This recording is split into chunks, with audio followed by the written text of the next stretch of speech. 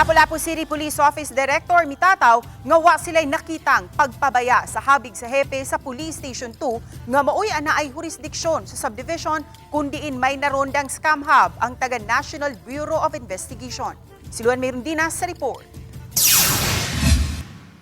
Nasubay sa RTV Balitang Bisdak ang panimay sa usa ka subdivision sa Barangay Mactan nga naronda sa mga operatiba sa NBI Central Visayas Regional Office niadtong Hunyo 4 human matod pa gihimo kini nga scam hub. Wala ang tag-iya sa naasoing panimay ug bugtong ang caretaker lang ang nahabilin. Matod sa caretaker, bugtong nasayran lang niya nga giabangan kini og mga langyaw nga nagduma og online school. Busa nakurat na lang siya dihang nasayran nga gironda kini sa NBI tungod kay matud pa gihimo kining scam hub. Makabantay ra kung naay mo mga tao mo pero sa yung na transaction wala jud idea ma'am. Oo. Mga tao mga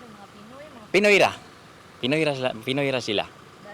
Nya kani ang akong na umurag na ako mahibawan gamay ang ingon mga online teacher sila. Samtang gitataw ni Lapu-Lapu City Police Office Director, Police Colonel Dian Agustin nga katuyuan sa pagrelibo sa hepe sa Police Station 2, maulang nga maklarify kung husto ba ang mga report nga giduso ni ini ngadto sa ilang headquarters. Gipasabot sa City Director nga kuti ang proseso sa pagkuha og cyber warrant, busa ang unsamang mga kasayuran nga ilang mahipo sa intel monitoring. Ila kining i-coordinate sa PNP Cybercrime Unit ug NBI nga moy adunay katakos ni ini. Actually, administrative relief yung chief ng station to for purposes of conducting kung tama ba yung mga information na binigay niya doon sa lumabas doon sa operation. Kasi ang instruction sa amin is monitoring of POGO and IGL sa mga areas na nasasakupan namin.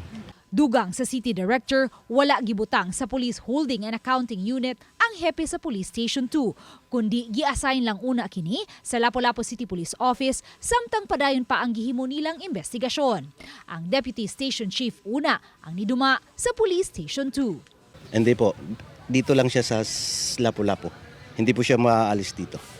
Kasi anytime, kung ma-clear naman yung ibabalik ko pa rin siya as commander ng Station 2.